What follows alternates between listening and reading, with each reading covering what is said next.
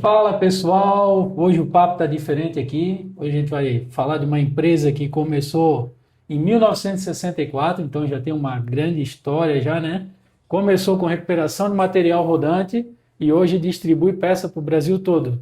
Vamos falar com o pessoal da Gemaioc, com o Gustavo da Gemaioc. Beleza, obrigado pelo convite aí, uma honra estar aqui. A honra é toda nossa, com certeza. Show de É um bola. prazer te receber, Gustavo. Obrigado.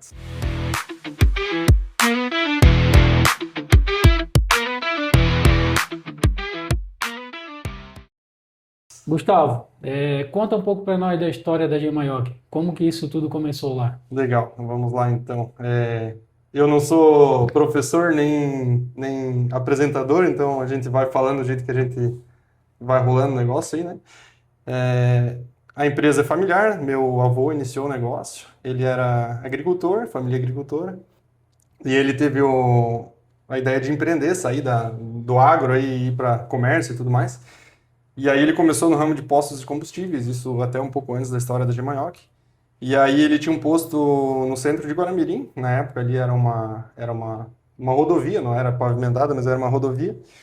E ao lado do posto tinha uma oficina de tratores ali que já funcionava. Isso, E trator agrícola mesmo. trator de esteira, fazia esse Esteira? Já serviço, fazia? exatamente. Na verdade, então ele não fundou a empresa, ele comprou a empresa. Ah, entendi. Isso. E aí tinha essa empresa do lado, ele precisava de mais espaço para pátio, e daí ele, vou comprar o negócio para fechar e fazer espaço para os caminhões dormir ali de noite e tal, né? E aí comprou e tal, e daí foi falar com a turma lá, e o pessoal falou, pô, deixa a gente seguir aqui, a gente precisa de trabalho e tal, e o senhor vai gostar do ramo e tal, não sei o quê. E aquela coisa de homem e tal, então Então ele, máquina e tal. ele nem comprou pela Não oficina. comprou pela oficina, ele comprou para fechar. E aí ele foi criando gosto e tudo mais. E tinha 9 filhos, né? 5 homens e 4 mulheres. Então ele queria deixar encaminhado assim trabalho para os filhos e tudo mais. Vou tocar esse negócio. E aí foi seguindo e foi criando gosto e tal. E muita coisa foi acontecendo ao longo do caminho, né? Aí meu avô adoeceu cedo. Quando eu nasci em 90, ele faleceu em 91. Então eu nem cheguei a conviver com ele, assim, tenho uma foto lá com ele, assim, mas não cheguei a conviver com ele, né? E aí ele foi encaminhando, ele tinha 2 postos na época, quando ele estava para falecer, ele deixou então os postos para uns filhos e deixou a oficina para o meu pai e para o meu tio. Eles eram sócios na oficina. E aí meu pai, de forma meio precoce, ele teve que assumir, assim, tudo mais. O meu tio era mais jovem ainda que ele, e foram tocando, né? Então esse foi o princípio da empresa. E como que era essa oficina lá em 1964? O que que teu pai conta? Ele conviveu lá dentro no comecinho, né? Então, assim, tempos muito diferentes, né, do que hoje. Naquela época, o pai disse que qualquer coisa que tu colocasse para vender se vendia, né? Porque não tinha uma abundância de canais de distribuição e tudo mais, né? Então, vinha o representante, até a gente tem uma foto lá histórica, aí, com o representante da Tramontina. Ele vinha lá, ele vendia faqueiro, a gente botava faca na loja e o pessoal da cidade comprava, porque tinham poucos pontos comerciais, assim, né? Sim. Então, a empresa era uma empresa de oficina de trator de esteira, fazia muita troca de pneu-bucha. Naquela época, O não tinha forte, prensa, o forte da época era trator de esteira trator de mesmo, né? esteira. É, Nem tinha escavadeira na época, esse isso, maquinário que tem hoje, exatamente. né? O pessoal nem E sabe disso, eu é, acho, sabe? é verdade. Aham. E então, naquela época, tudo que se falava em produto industrializado era muito caro.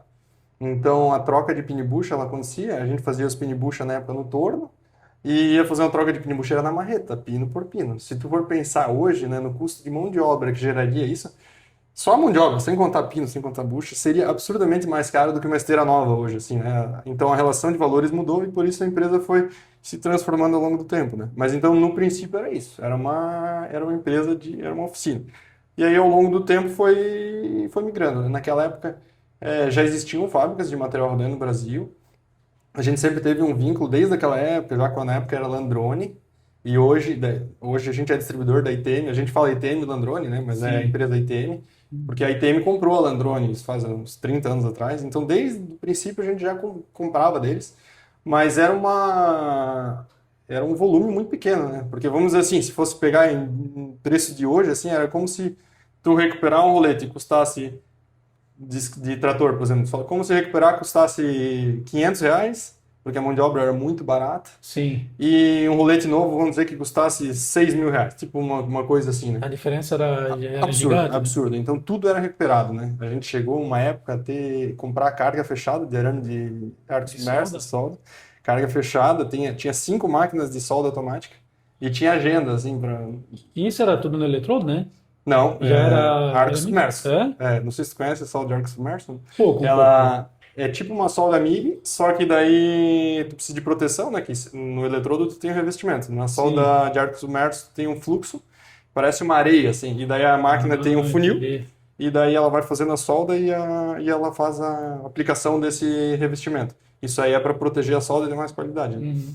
Então é uma solda que ela é uma solda bem pouco comum, assim, são poucas aplicações industriais que usam a solda de arco submerso. E aí no caso de recuperação de material rodante se usa isso aí. Só que hoje, tipo, a gente chegou a ter 5 máquinas de solda automática, hoje a gente tem uma máquina só. E ainda opera assim, tipo, às vezes fica 2 semanas sem ligar, assim, Mas é porque só um caso específico hoje, né? Hoje exatamente, vale muito mais a pena a troca do que a exato. própria recuperação, né? É. Até pela abundância de materiais que tem, Isso né? Tem, mesmo. tem muita opção hoje, É. né, Gustavo? Por exemplo, agora a semana a máquina está em operação lá, Uhum. porque a gente pegou um jogo de roletes de máquina florestal, que é um ramo bem pujante assim, e com máquinas bem diferentes das máquinas tradicionais. Então a gente pegou uma venda de um jogo de roletes para um cliente florestal e ele precisava de roletes duplos e não tem no Brasil, não tinha em nenhum lugar no Brasil. Só tinha roletes simples. Então a gente está Uhum. desmontando os roletes, transformando o rolete simples em rolete duplo e daí a gente vai conseguir atender o cliente, né? Então ali entra essa parte da Gemarock, que depois eu vou explicar mais, assim, de a gente ser solução em material rodante. Porque uma empresa que é só comércio, né, esse tipo de serviço ele não conseguiria entregar o que o cliente precisa daí. Quando tu fala de solução, tu fala bastante também, a gente pode dizer assim, de adaptação, de resolver o problema Sim. realmente? Esse caso é um deles, né? Por Aham. exemplo, cliente que ele precisava de roletes duplos, não queria roletes simples. E Uhum. daí a gente, com a nossa estrutura de serviços, mais a nossa estrutura de peças e mais o nosso conhecimento técnico, a gente conseguiu chegar nessa solução para o cliente, né? Mas às vezes acontece, já aconteceu, por exemplo, de pegar. Até antes tu tinha se perguntado aquele sistema de material rodante com buchas rotativas ali, né? Sim. Que existe de algumas marcas aí. Esse é um sistema que, quando chega a hora de fazer manutenção, o cara não encontra a peça para comprar. Ou na concessionária, chega a se falar assim de trator de tamanho normal, já ouvi falar em 80 mil reais cada lado da esteira, assim, um negócio que é incoerente, né? Vamos falar só de corrente, 160 cento e mil. sessenta mil. E daí, se fosse uma corrente lubrificada normal, de marca ótima, ITM, pagaria 20 mil cada lado, 15 mil cada lado. Então, assim, é desproporcional por causa Sim. que só tem na concessionária. Uhum. Então, quando a gente fala que a gente é solução, por exemplo, se chegar um trator desse na nossa oficina e o cliente falar, eu quero tirar esse sistema de bucha rotativa e botar um sistema de corrente lubrificada normal, isso aí a gente tem tranquilidade de fazer, assim, e é muito tempo de história, então a gente já sabe o que funciona, o que não funciona, a gente consegue fazer isso com segurança, tranquilidade, transparência, assim, e explicar para o cliente, ó, tu vai ter esse benefício, tu vai ter esse ponto de alerta e tal, né? Por exemplo, No final vai gerar uma economia gigantesca, sim, vai solucionar o problema do cara e a máquina vai funcionar perfeitamente, não vai mudar nada, né? não muda nada. Nesse tipo de caso, por exemplo, né, se tu for pegar uma corrente de bucha rotativa para bucha comum, digamos, né? Tu vai ter um custo inicial de um serviço, né? Que é um custo mais alto do que se tu fosse só fazer a troca das peças, né? Mas, por Sim, exemplo, cada vez que o cliente precisar trocar a rodante novamente, trocar a corrente novamente, em vez de 80 é 20 cada corrente, né? sim. Então, tipo, tu tem uma economia gigante, assim, né? Agora, são alguns pontos que a gente sempre foi muito transparente, assim, a nossa forma de trabalho é essa, assim, não é? Nossa empresa não tem aquele perfil de vendedor chatão que fica querendo inventar coisa para cliente e tal, é sempre bem, bem transparente, assim, né? Então, por exemplo, quando você vai fazer uma transformação dessa, os roletes, por exemplo, é comum tu pegar e refurar o truque para usar um rolete compatível. Então, na hora que o cliente Sim. quiser comprar um rolete de novo, ele vai ter um rolete mais barato e tudo mais. Agora, a roda guia, por exemplo, é muito difícil tu conseguir encontrar uma roda guia que vai servir naquele modelo de truque e que tenha reposição. Aí tu tem que ver o que que você vai fazer. Você vai pegar e transformar o truque, tirar ele do original e botar uma roda guia que tenha no mercado. Ou, por exemplo, tu pode transformar a roda guia do cliente. Isso a gente já fez. Tem roda guia, quando tem essas buchas rolamentadas, a roda guia ela tem dentes, não sei se tu já viu ou não. Sim, A roda guia sim. não é lisa, porque daí o Uhum. ponto de contato entre a corrente e a roda guia não é pelo elo, é pela bucha da esteira. E daí a gente já fez isso, a gente pegar uma roda guia dessa, que tem roda guia dentada, Dentada. daí a gente fazer uma pista de rodagem para ela. Aproveita, vamos dar só vou te interromper um pouquinho. Sim. Explica para o pessoal certinho a diferença entre roda guia, roda motriz. Legal. Talvez tem gente que não sabe, Sim, né? com certeza, com certeza. Vamos lá. Então, assim, quando a gente fala que a gente é especialista em material rodante, né? O material rodante é o que faz a máquina andar, né? Se fosse pensar num carro, seriam os pneus, rodas ali, parte baixa do carro, né? Então, no caso de um trator de esteira ou escavadeira, que são as máquinas que usam material rodante, a parte que faz a máquina andar, o ponto de contato com o solo e transferência de tração da máquina para o solo, é o que a gente chama de material rodante. Então, os componentes que tem no material rodante, a roda motriz, né, o próprio nome já diz, ela transfere tração, força, então a roda motriz é a roda dentada. Ela vai transferir a força do motor hidráulico, do redutor, para as correntes. A corrente é o conjunto de elos que tem ali. Nessas correntes vão parafusadas sapatas, normalmente de uma garra em tratores e de 3 garras em escavadeiras. E aí, para suportar o peso do equipamento, tu tem na parte de baixo um conjunto de roletes de baixo, roletes inferiores, que a gente fala, que tem às vezes até cliente que vê o nome rolete inferior, acho que é qualidade inferior, né? Não, o inferior é de baixo e o superior é de cima. Sim. Porque o rolete superior é mais barato, mas é porque ele é menor, né? Então, até porque ele recebe menos carga, né? O peso está todo... O rolete superior se chama até, outro nome dele é rolete de suporte, porque ele só faz o suporte do peso da esteira, ele não pega o peso da máquina. Então, o conjunto de roletes inferiores, a roda guia é a roda guia dianteira. Se tu for olhar um catálogo de máquina, vai ter escrito lá, roda guia dianteira. Porque até tem gente que às vezes esquece disso na operação, mas a roda guia sempre para frente, né? Então, sempre para o lado da concha, né? Isso tem um motivo, já vou explicar. E daí temos o rolete superior, ou rolete de suporte, e também faz parte do conjunto de material rodante o tensor, que é a mola com o cilindro de esticador de esteira, né? Que às vezes se confunde um pouco. O conjunto tensor ali ele tem duas funções. Uma é esticar a esteira, porque cada vez que você precisa fazer uma manutenção, você precisa soltar a válvula, recolher, tirar a graxa, recolher o cilindro para poder trabalhar, né? Tirar a tensão ali, porque senão fica perigoso, né? Uma corrente ali, a tensão que exerce ali é gigante, né? Sim. Então, o cilindro é o que estica a esteira e a mola, ela tem uma função de absorção de carga para evitar quebras. Então, se tivesse uma máquina só com cilindro esticador, ela iria esticar normal, mas se ela não tivesse uma mola, tu ia ter mais incidência de quebra de pino, quebra de bucha, quebra de redutor de comando final, essas coisas assim. Porque ela trabalha como um amortecedor. É um amortecedor, mola, né? exatamente. Então ela vai ter um curso ali normalmente de tipo uns 5 a 8 centímetros ali. Então a máquina passou numa pedra, a esteira vai contornar o formato entre os dois roletes ali, a esteira vai fazer uma curvinha. O material é ácido, não tem como ceder, então o que cede é a mola, né? Então a mola faz essa função, né? E o lance que eu falei da roda guia ser roda guia dianteira, né, que se fala, é porque a transferência de carga do peso da máquina na roda guia, ela acontece nos elos da esteira. Se você pegar qualquer máquina e olhar, o peso do equipamento é transferido da roda guia para a esteira, ou vice-versa, pelo ponto de contato do elo na pista da roda guia. Então eu posso dizer que o contato com a roda guia é bem maior do que do restante dos roletes e da roda motriz? Assim, existe uma distribuição de peso entre os roletes e a roda guia. Aí o que acontece? O que eu queria falar? A roda guia dianteira, por quê? Porque o ponto de contato é nos elos. A roda motriz, o ponto de contato é na bucha da esteira. Sim. Então, se tu, por exemplo, ficar o dia inteiro numa operação de escavação lá, com a roda motriz para frente, todo aquele torque, toda aquela alavanca que faz da máquina sobre o ponto frontal da máquina, vai ficar na roda motriz e na bucha da esteira. O elo é um componente muito mais robusto do que a bucha da esteira. Sim. Então, se você deixar a roda motriz para frente e fizer isso por diversas vezes, tu vai ter uma frequência maior, uma chance maior de quebra de bucha de esteira, né? Então, esse é um cuidado que tem que ter, trabalhar sempre com a roda guia para frente. Ou seja, se o cara trabalhar sempre com a roda guia para frente certinho ali, ele vai ter uma durabilidade de rodante maior. Exatamente, exatamente. Claro que depende da aplicação, de uso e tudo mais, isso vai gerar uma diferença maior ou menor, né? Mas um cliente de pedreira, por exemplo, trabalha sempre com muito impacto e muita carga. Se ele tiver o hábito de trabalhar com a roda motriz para frente, ele vai estar quebrando bucha de esteira, né? Então, essa é uma atenção que tem que ter, assim, né? Ô, Gustavo, tá, e vocês começaram com oficina ali e tal, né? Tu me contou a história da oficina do teu Uhum. pai. E da oficina para o Brasil ali, quando que vocês perceberam que precisava, não, só a oficina não dá, a gente vai ter que partir para peça, vai ter que partir para algo maior realmente? Legal, muito bom. Então, assim, a empresa é um ser vivo, né? Que tem que estar se adaptando ao que vai acontecendo no mercado, né?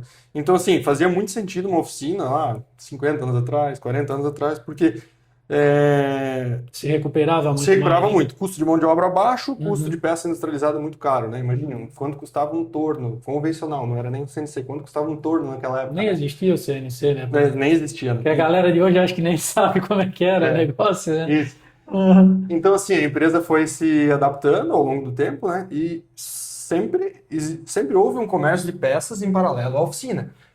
Meu pai conta, né? Ele ia fazendo a relação, então vamos dizer que tinha 6 máquinas na oficina lá. Ele ia lá, fazia relação nas peças, precisa de tantas buchas de bronze, tantos retentor do Ocone, tantos eixos, tal, anel de vedação na lateral, pá. Ia fazendo uma listinha, organizava aquilo tudo, olhava o que tinha no estoque, pegava e tal, entregava. O que faltou, virava uma lista de compra, mais a lista de compra para repor estoque, pegava o carro e ia para Curitiba. Chegava em Curitiba cedo, passava, tipo, tinha umas 5 lojas lá Daí ele buscava esse material de carro. de carro. Daí passava Caramba. lá, fazia cotação com o pessoal de manhã.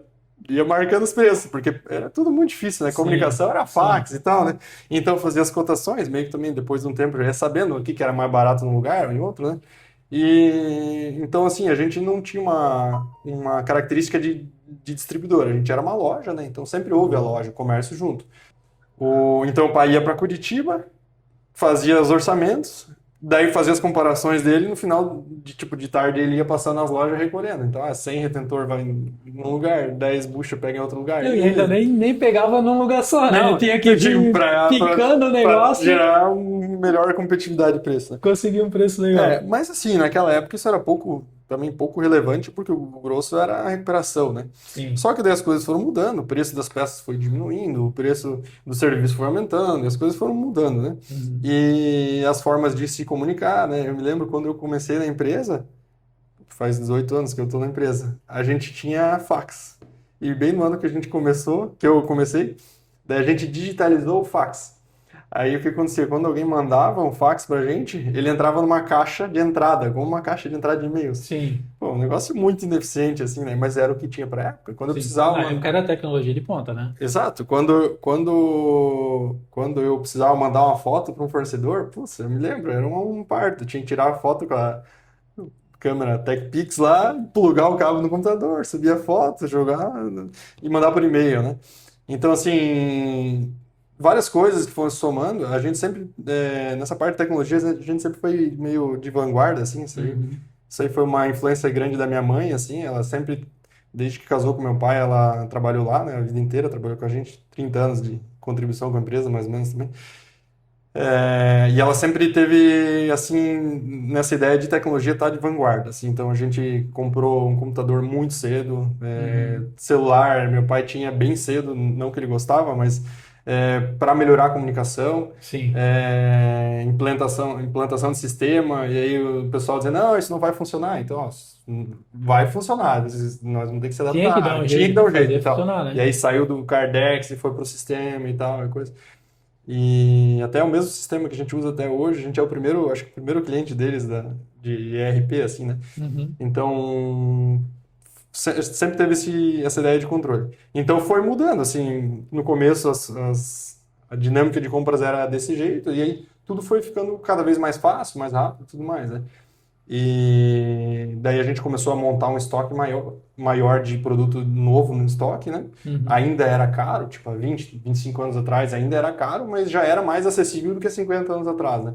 Então a gente começou a cada vez mais a migrar nosso negócio para vendas e diminuir a oficina, né? A gente chegou a ter 35 pessoas na oficina, hoje a gente tem umas 15 pessoas na oficina, assim. Sim. Mas o negócio cresceu bastante, né? Então, se for olhar a contribuição do serviço dentro do nosso negócio, hoje em faturamento ela é muito menor, né?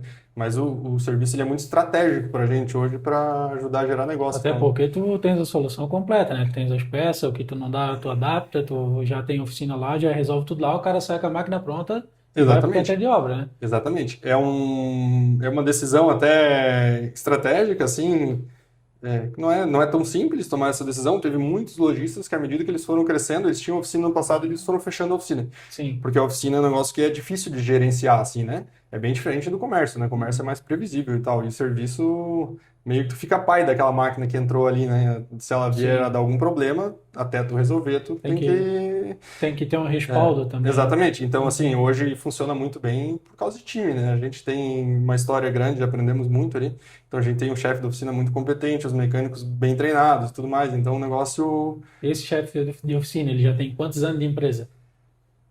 9 anos de empresa, mas ele tem a minha idade e ele começou a trabalhar com 14. Então, tem 22 Então anos de já tem ramo. uma vida dentro da Vida, oficina, né? material rodante é a vida dele, exatamente. É a paixão dele. Isso mesmo, isso mesmo.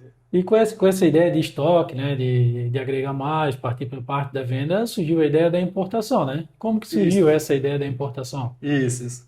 Porque assim, meu pai que sempre me conta, né? A gente fez a nossa sucessão, ela foi uma sucessão assim bem natural. Meu pai Aham, nunca teve muito apego assim a querer dizer, eu que mando ou não. Então, foi bem natural assim. Ele foi transferindo conhecimento para mim e autonomia e tal. E as coisas foram acontecendo. E daí ele me dizia sempre que ele tinha a sensação assim, que estava tarde para importar. Porque, tipo, pega lá, os primeiros itens que começaram a vir importado, por exemplo, coroa e pinhão lateral de D4, que sim. não era muito nosso. A gente vendia também, né? Uhum. Mas não era muito nosso foco de material rodante ali e tal. Aí Já, começou a vir coroa e pinhão lateral da Gnase importado, por exemplo. Aí alguns importadores começaram muito antes da gente e tal. E daí, quando o pai, em algumas ocasiões, foi olhar para ver e tudo mais, assim, parecia que já existia uma distância muito grande entre quem já estava importando e a gente começar do zero, assim, né? sim. Uhum. E aí, em 2009, meu pai foi para uma viagem para a China. Foi ele e o engenheiro Celso, que trabalhava lá com a gente. E eles foram para lá, naquela feira multissetorial, aquela Canton Fair lá e tal. Ficaram bem impressionados, viram bastante coisa lá e tal. Só que assim, né, eles já tinham, tipo, os dois estavam com 60 anos, 50 e pouco, né? E não queriam mais tocar esse projeto, assim, né, de começar um Sim. negócio novo, assim. Sim. Aí no ano seguinte ia ter a Bauma China, a feira que é do nosso Uhum. ramo e tal. E daí o pai falou, ó, Du, vai lá e o objetivo da viagem é tu sair com fornecedores envolvidos e vamos meter a cara e vamos trazer.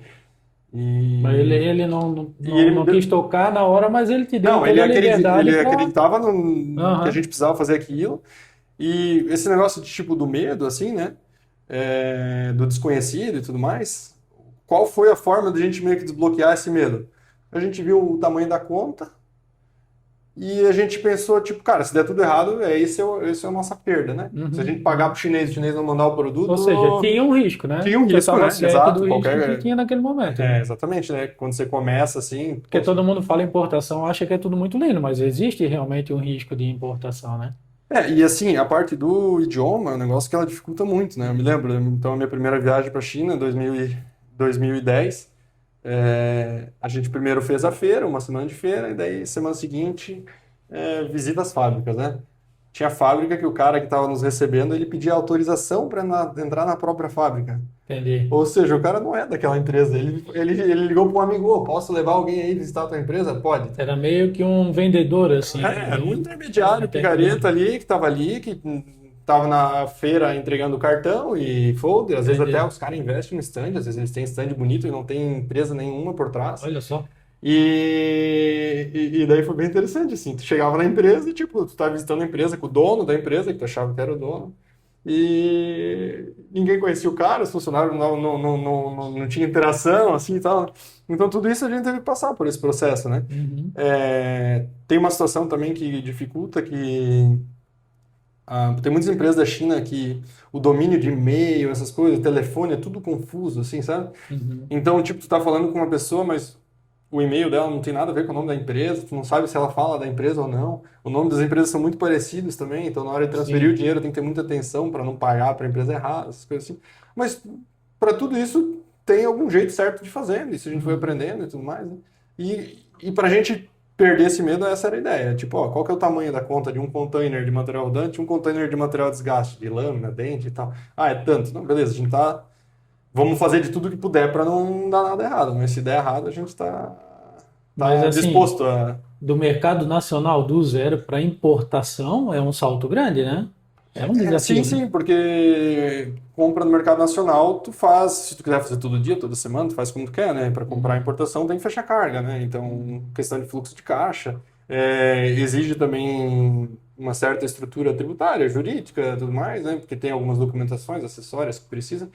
A questão da comunicação, daí que é em outro idioma também. Uhum. E também tem alguns riscos alfandegários, né? Chega a mercadoria no porto, se tu fez alguma coisa errada, até que tu resolva, vai ficar pagando armazenagem, um custo bem Sim. caro, né?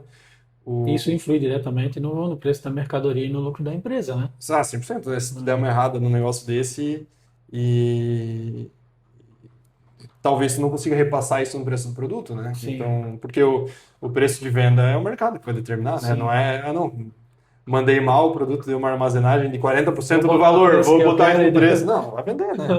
Então tem que seguir o mercado, assim, né? Hoje são mais de 800 toneladas de peça em estoque, tu É comentou força, comigo, isso né, mesmo, cara? é O força. que que isso representa para ti hoje? Assim, para nós, o nosso porte de estoque, ele é é uma segurança que a gente tem, né? Uhum. Porque uma segurança do ponto de vista financeiro, assim, né? Porque a gente ter um estoque já nacionalizado e tudo mais, a gente tem previsibilidade e tranquilidade, né? O meu estoque ele pode virar caixa, né? Sim. Então, mas é difícil de tu construir estoque, né? Porque Uhum. tu vai pegar a tua margem de lucro e converter. Se tu tem uma margem de lucro de 10% para tu botar uma peça de R$ 1.000 em estoque, tu tem que vender 10.000, assim vai, né? Sim. Então, para tu construir um estoque grande, demora, né? É, Na verdade, é uma carreira praticamente, né? exatamente, a gente foi construindo isso ao longo do tempo e tu tem que ter um estoque alinhado com as tuas vendas também, né? Então, Uhum. esse estoque até impressiona um pouco, mas ele é bem compatível com o nosso porte hoje, assim. Eu posso dizer assim que teu estoque tem 60 anos de construção? Dá pra dizer Dá para sim, com dizer, né? certeza, porque tu não consegue isolar um fator assim, né? A empresa longa assim, ela é uma empresa que ela parte de um capital inicial baixinho e ela vai se construindo com reinvestimento, né, ao longo do tempo, né? Sim. Então, sim, esse estoque dá para dizer que está 60 anos em construção. E assim, tem uma característica do nosso ramo também que tu tem muita imprevisibilidade de demanda. Uhum. Então, o estoque grande ele gera um certo custo, mas por outro lado, às vezes ele te faz conseguir ter boas vendas no momento é, que o mercado inteiro está em Dá falta uma do produto e acelerada, tudo né? mais, né? Tipo assim, às Uhum. vezes acontece, assim, pega um item mais específico, que tem pouca demanda, né? E acaba que zera o estoque em todo mundo no Brasil, você consegue Tu potencializar a tua tem venda, ali a tu tem o pronta produto a pronta entrega, entrega, né? faz vínculo com o cliente fica Uhum. muito satisfeito porque ele não achou o produto em lugar nenhum e achou na tua loja e Tu tal. ganha um cliente E também, ganha um né? cliente, exatamente. O estoque te ajuda bastante também no Com momento certeza. desse, né? Com certeza. Ô, Gustavo, 7.000 metros quadrados, tu falou para mim É isso que tem aí. a empresa lá hoje, né? Tu Construídos. imaginava isso tudo quando tu era criança, não? Então, assim, a... eu comecei a trabalhar na empresa de contínuo, assim, com Uhum. 14 anos, nas férias ia lá, na época, pegar cheque devolvido no banco e levar malote, né? Aí, Chequezinho devolvido é um era problema, ruim, era né? ruim. Aí, eu sempre fui meio pilhado, aí minha mãe anotava no papelzinho tudo que eu tinha que fazer, daí ficava mais fácil, pra não esquecer. E aí, era ir no correio, pegar a caixa postal 35 lá, era pegar os cheques devolvidos, levar malote e tudo mais, e às vezes uma coisinha ou outra fazer, né? Fazer um depósito e tal, né? Aí no meio já parava, dava uma voltinha de bicicleta no barreiro e tal, as Então coisas. já o cheque já nem incomodava É. tanto. Então, assim, eu comecei a trabalhar na empresa daí de mecânico com 17 anos, faz Uhum. 18 anos atrás. E, assim, onde a gente está hoje, de espaço físico, já é onde eu comecei, assim, né? Sim, sim. Então, de que eu entrei para cá, a gente talvez expandiu uns 2.000 metros, assim, de galpão, que a gente foi ampliando, fazendo puxadinho aqui a mais, um galpão mais estoque e tal. Aham. Então, já nasci dentro desse negócio, assim, né? Já era grande então quando Isso, tu isso entrou, é. na verdade, né? O que mudou mais, assim, foi que, como a gente transformou bastante o nosso negócio de uma oficina para uma loja, a dinâmica do troço mudou bastante, assim, né? Então, Então foi hoje mais gira uma mais rápido, né? transformação mesmo. Isso, transformação. Tinha muito Uhum. espaço que era de serviço e hoje é espaço de estoque, né? Foi mais uma mudança interna, né? Exatamente, Realmente. é. Até a gente está fazendo reforma na loja agora para conseguir adequar melhor o ambiente de trabalho para o time, porque, tipo, quando eu comecei a gente tinha dois balconistas, né? Hoje a gente tem uma equipe de vendas de 10 pessoas, já equipe administrativa já é maior, expedição maior, então a gente está precisando adequar o espaço para dar um ambiente de trabalho melhor para o Já time, né? muda toda a estrutura, Muda, né? muda toda a estrutura. Eu Uhum. lembro quando eu comecei, assim, tipo, as transportadoras eram reunidas, que vendia, que transportava para Santa Catarina, né? Sim. E aí a gente tinha reunidas transportes, né? E aí tinha, tipo, cada 2 dias tinha uma nota pra gente despachar, uma coisa assim, era muito raro, assim, a gente fazer uma venda para fora, assim, né? Mas era Sim. balcão e cliente de oficina. E hoje a gente tem coleta automática com diversas transportadoras e a gente entrega material aí Rio Grande do Sul, Santa Catarina, Paraná e São Paulo, sempre de um dia para o outro. Então já tem parceria com as transportadoras com entrega em 24 horas para a maior parte dessas regiões. Então o negócio ficou bem mais dinâmico assim já, né? Mas tu atende o Brasil inteiro hoje, né? Sim, atende o Brasil inteiro. E- E nesses 4 estados fica um pouco mais fácil da gente competir, Uhum. porque a logística favorece, né? Então essa entrega de 24 horas, assim, tirando o interior, né? O interior do Rio Grande do Sul, o interior de São Paulo, que é um pouco mais difícil por causa de rota de caminhão. Mas assim, quando você fala de cidades maiores e tudo mais, entrega em 24 horas nos deixa muito competitivo, né? Porque, por exemplo, para mim botar um material em Porto Alegre ou uma loja de Caxias botar um material em Porto Alegre, o cliente vai ter que esperar um dia de qualquer jeito, né? Então, eu sou muito competitivo, né? Uhum. Se sai um pedido hoje 5:30 da tarde para São Paulo, a gente tem coleta automática com a transportadora, no outro dia 6 da manhã tá lá. O caminhão viaja à noite, tipo 8 horas da noite, 9 horas da noite ele viaja. Então, daí chega lá, desmonta a carga da carreta e vai para as entregas, né? Então, tem situações Geralmente até fica muito rápido a é muito entrega, rápido. né? Tem situações de clientes nossos que às vezes falam, tipo, o cara botou um pedido 5:30 da tarde, cliente de São Paulo, 10 da manhã chegou a entrega lá, assim. Uhum. Tem que dar tudo certinho para acontecer isso, sim, o normal é entregar de tarde, né? Mas às vezes Sim. acontece entregar de manhã, assim, é bem eficiente a logística, assim. Uhum. Ô, Gustavo, e assim, com essa mudança toda, acabou crescendo bastante a empresa, né? Sim. E o que que diferencia, assim, uma empresa que cresce de uma empresa que para, assim? Uhum. Qual que é a tua visão sobre isso? Legal. Legal a pergunta. Até a gente deu uma reestruturada, assim, na parte de gestão da nossa empresa, assim, faz uns 5 anos até, e a gente criou os nossos pilares de desenvolvimento, que a gente achou que ficava interessante para a gente ter, tipo, um norte, assim, de coisas que a gente tem que sempre se lembrar, assim, né? Uhum. Que seria um pouco diferente dos valores, né? Valor de compromisso, de honestidade, seriam os pilares de desenvolvimento. E ali a gente colocou ser viva, a empresa tem que ser viva. E dentro disso, então, é ser respeitada por colaboradores, funcionários, colaboradores, clientes e fornecedores, né? Sim. E o crescimento, ele faz parte disso, né? Porque a empresa que não cresce, se a empresa tiver a opção de dizer assim, esse tamanho tá bom e tá tudo certo.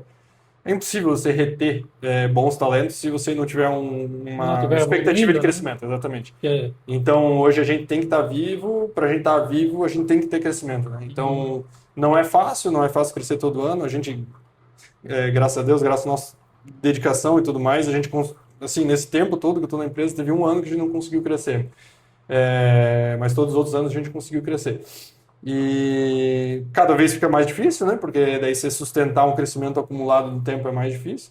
Por exemplo, ano passado foi um ano que o preço das peças caíram muito, o preço do frete caiu muito, internacional, veio de US$ 10.000 para US$ 2.000 o container. Então isso baixa o custo, né? Sim. Teoricamente, é bom, né? Baixar custo, com certeza, só que baixa para mim e baixa para o concorrente também. Então, um produto que estava vendendo a R$ 700 virou 600, de 600 virou 500. É que às vezes tu já tem essa peça no estoque também Tu já com tem a preço peça em antigo e estoque, acaba baixando exatamente. depois, né? Então, isso é cíclico, assim. Uhum. E tu tem que estar administrando isso. Mas em questão de crescimento e faturamento, isso dificulta um pouco, principalmente os itens mais competitivos, né? Que são mais sensíveis a preço, assim. Uhum. Máquinas de 20 toneladas, máquinas muito populares, tem muita concorrência. Então, quando o preço cai, fica mais difícil sustentar crescimento, assim, né? Mas a gente tem conseguido, assim, apesar de todos os desafios, assim, e eu vejo, assim, que o grande, o grande segredo ali está na questão de pessoas, assim, né? Uhum. Teve uma época que a empresa era muito dependente, assim, do, do líder, digamos assim, né? Eu me incluo nisso, assim, por um bom período aí, que eu fazia 60, 70% das vendas da empresa, assim, né? Sim. tudo passava por mim, e daí a empresa fica do tamanho do que tu Acho que consegue fazer, né? na época que eu te conheci, tu era tu Exatamente, que era vendedor lá, exatamente, né, cara? exatamente. Ah, E aí a gente precisa crescer para dar oportunidade, conseguir multiplicar conhecimento. Hoje, os nossos vendedores, eu fico bem satisfeito com o nosso time, assim que a empresa tem uma cultura forte e essa cultura se vê nos vendedores, né? Então sim. não vai ter um vendedor nosso que vai querer ficar empurrando coisa e tal. Não é o Uhum, nosso jeito, não é o meu jeito, não é o jeito do meu pai, não é o jeito dos nossos vendedores, assim, né? uhum. Até me lembro quando... Eu acho que foi quando a gente se conheceu, Jobson, que que tu veio lá na firma com um rolete, eu acho que era de uma E50B, não era? É, Tu da tinha uma escavadora. E50B, Tinha uma maquininha é. naquela vez. Ah. E até eu vi uma vez uma frase do teu conterrâneo aqui do Hang, que ele diz que quem é curioso vai mais longe, né? Sim, O, verdade. o curioso, ele vai mais longe. E tu é um cara curioso, né? Sim, Tá querendo aprender, fazer coisa com nova. Esse certeza. projeto aqui do podcast, fantástico, aí. É legal. E eu também tenho essa característica de ser curioso. E eu me lembro que daí tu veio lá e eu atendia balcão naquela época e tal. E daí tu veio com o roletinho. Daí, pô, na concessionária era o olho da cara, o Cara, rolete. eu me lembro até hoje, e, tipo, na época, um rolete daquele custava Na R$ 2.800 concessionária. Daí eu na te vendi por concessionária. R$ 1.000. Acho que foi. Cara, era um dinheirão assim, tipo, que vamos falar em que 10 mil hoje, Se for pegar né? atualizar por inflação, O pessoal que entende de rodante que é. vai falar num Não, rolete não, em R$ 10.000. tá O louco. rolete é É. uma coisa fora Não, do fora. comum, né? E daí, daquela tua vinda lá, eu acho que tu que provocou, tá? E se for para tu fabricar um negócio desse, É cara, verdade, tu é, fabricou um rolete pra daí mim, né, eu falei, cara? cara, fica caro. Aham. Fica caro, mas dá para fazer, condições a gente tem. Sempre, se a gente consegue recuperar um rolete, a gente consegue Consegue fabricar produzir um um rolete? rolete. Mas fica bem caro. Eu falei, é ineficiente. Eu vou comprar duas buchinhas de bronze, vou ter que comprar uma bucha maciça, usinar, vai longe, né? E daí tu, tá, mas quanto caro? Tipo, sei lá, R$ 1.000, R$ 1.200. Mas na concessionária é dois, vamos fazer, tá? Vamos fazer pra ver o que que dá, Cara, né? fizemos com a merda, Tinha não que tentar. vazou. Porque, Bastantão, né? porque, porque é complexo tu produzir um rolete em pequena quantidade, assim, porque tu não tem ainda padrão, tem a questão de pressão de vedação do cone, então na hora que você faz uma Sim, recuperação, por exemplo, você vai recuperar uma roda guia, na hora que ela funde, você troca a bucha de ferro fundido, ela preservou a medida original. Você vai sim. botar um eixo novo, ele já tem uma medida, um padrão, tudo mais, né? Uhum. A gente fez um rolete sem amostra, só pegou um rolete estourado lá, né? Então a gente Sim, fez, não funcionou legal, deu vazamento, mas daquilo lá surgiu uma ideia interessante que, não sei se se lembra, um pouco depois, aí eu peguei aquele projeto que a gente fez e mandei pro chinês e daí a gente desenvolveu em quantidade. uhum, uhum. Difícil, porque um produto que não tinha demanda ainda, né? Tinha pouquíssimas máquinas na época, mas a gente pagou o preço de tipo, sabe, vamos mandar fazer o primeiro lote, acho que 100 peças e tal. E daí a gente conseguiu trazer um rolete mais barato. E E daí, quando tu pagou o preço, também tu deu uma acertada. Porque como? quando tu pagou o preço de tentar fazer isso, né? Não, vou arriscar, vou mandar fazer, vou Sim. trazer. Tu deu uma acertada também, porque tu foi um dos pioneiros para trazer esse E é isso que eu material, queria te dizer. né? Eu tenho uma lembrança boa disso, assim, Aham. que eu acho que até de ti talvez veio um pouco desse estímulo de trazer material de mini. Porque hoje no Brasil, eu acho que a Gemaioca é a empresa que mais vende material de mini escavadeira. Nosso mercado é um mercado pequeno, então a gente não tem um órgão que mede isso, né? Mas Sim. Aham. eu acho que a gente é que mais vende, assim. E tem um pouco a ver com esse nosso jeito de querer ser referência, assim, de solução em material rodante, porque tem muita empresa que foca em trabalhar com item que tem muita venda, né? Item de Porque é fácil, curvar, né? porque é fácil vender. É. E a gente entende que o mix, ele é uma coisa que ele nos aproxima do cliente, né? Então, pô, aquele dia tu precisou do rolete D50B, eu consegui resolver teu problema. No dia que tu precisar da corrente do teu D51 O lá, que cara todo vai mundo lembrar na tem, tu vai hora, né? lembrar, né? Aham. Então, só que é um trabalho difícil, assim, a gente está desde que a gente começou a importar ali, 2010, desenvolvendo mini aos poucos, porque eu acho que esse episódio do Rolete D50 foi lá por 2010, 2011, por aí. Foi por aí, É, foi faz tempo, cara. faz tempo. E daí dali a gente começou a cada vez tentar aumentar o número de itens diferentes, assim, sabe? Você pega Uhum. hoje uma roda guia de uma Solar 225, uma máquina da Dozan que tem pouquíssimas no Brasil. Ela tem uma cal mais curtinha que a outra. Pô, uma roda que vem muito menos que a outra. Mas a gente Sim. tem lá, tem no estoque, não deixa faltar e tal. Aí pega muito item diferente. Uma roda guia de uma bota U15, a gente tem lá. Só que às vezes um material desse também talvez é um pouco mais difícil de venda, mas ele te dá a possibilidade de uma adaptação também, né? em outra coisa, não? Assim, esses itens de pouca demanda são itens que eles acabam tendo até um custo um pouco mais caro na fábrica, né? Aham. Então, assim, normalmente quando tu vai adaptar, tu tenta pegar um item mais econômico, né? Tipo, Sim. se chega um cliente lá com uma, sei lá, uma escavadeira chinesa que eu não tenho a peça. Eu vou preferir botar uma roda guia de PC 200 ou CAD Ah, 320, que entendi. é melhor para o meu cliente, né? Aham, aham. Mas, às vezes, é uma roda guia dessa da Solar 225, por exemplo, que vai ser a mais fácil de adaptar.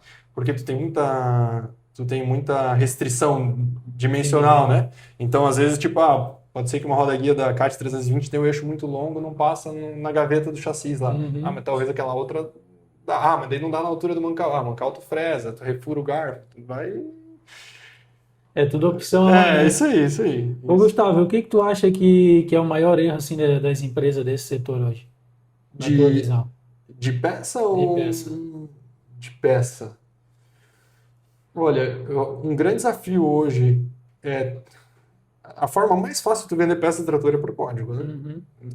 Chegou a cotação com código, beleza. Só que o teu cliente muitas vezes não tem o código, né? Então, uma empresa maior, mais organizada, que tem um setor de compras, a demanda já vai vir a partir de uma requisição da oficina por compras por código, tipo assim, né? Uhum. Então, esse cliente é mais fácil de atender. É, E esse comprador vai entrar em contato com a loja com o código. Uhum. Então, isso aí é o cenário mais fácil, mais lógico e tudo mais. Para a loja, esse seria o mais confortável, né? Uhum. E só que para empresas menores, essa não é a realidade, né? Na realidade, o cara te manda um WhatsApp com um áudio lá e Ele fala com o da peça e tu tem que tu tem resolver. que primeiro entender o que ele quer dizer, Não, né? tem uma peça azul que eu precisei, tem isso É, aí? é. Então, nesse sentido, a comunicação, o WhatsApp ajudou muito, porque tu Aham. pega foto, vai destrinchando, mas um desafio, assim, para a loja é tu conseguir replicar isso para escala, porque quando tu é uma lojinha pequena, normalmente tu concentra muito conhecimento na cabeça do cara que atende ali, Por e experiência, por né? experiência, né? Pega o Uhum. carinha ali que vende peça de retro, ele já tem 30 anos de ramo, na hora que tu falou o que ele quer, o que tu quer, ele já sabe na hora, né? Entendi. Mas tu pega um time mais jovem, é mais difícil de fazer isso, né? Eu Uhum. acho que aí é um negócio que muitas lojas erram e dói pro cliente, assim, porque o cliente está parado lá, a máquina parada, ele liga, ô, tu tem a peça tal? Tem o código da peça? Não. Então não tem. Eu acho que isso é um negócio que machuca, assim, E muitas vezes até tem no estoque e o cara não sabe. muitos, bem, bem comum isso Bem comum, né? acontecer. Então, isso é uma coisa que a gente tenta fazer, assim, dentro do nosso negócio, assim, mas pelo fato de a gente ser oficina, é mais fácil de fazer isso, Uhum. porque o meu vendedor, ele tem acesso à oficina, mecânico, a chefe da oficina, olhar a máquina todo dia, a hora que ele quiser, né? Basta ser curioso, né? Então, a gente consegue ter um time de vendas mais técnico, assim. Uhum. Então, eu vejo que no ramo, isso é uma coisa que tem muita falha, assim, e isso machuca o cliente, assim, né? E Sim. daí, para dar certo uma loja de peça, é uma coisa que tem que tomar muito cuidado com a inadimplência, naturalmente, todas essas coisas normais de gestão de empresa daí, né? Fluxo de Uhum. caixa e tal. Até eu acho que dá para a gente expandir disso um pouco para os nossos clientes, donos de terraplanagem, né? Quais os Uhum. erros de gestão?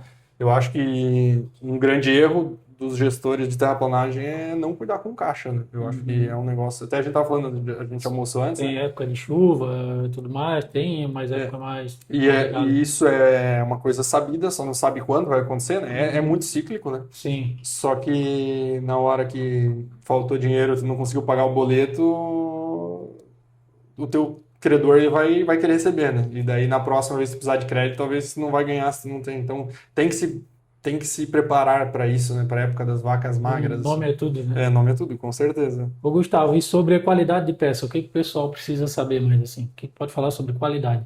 Legal, eu vou trazer então na parte de material rodante, que é a Uhum. nossa. A gente vende também motor de tração, esteira de borracha, material de Uhum. desgaste, lâmina, dente, mas o que a gente tem mais volume é material Parte de rodante. embuchamento também, você Embuchamento, mexe tudo, sim, né? a gente é fabricante de embuchamento, Uhum. tem 30 anos Vocês já, a fabricam lá gente mesmo? fabrica.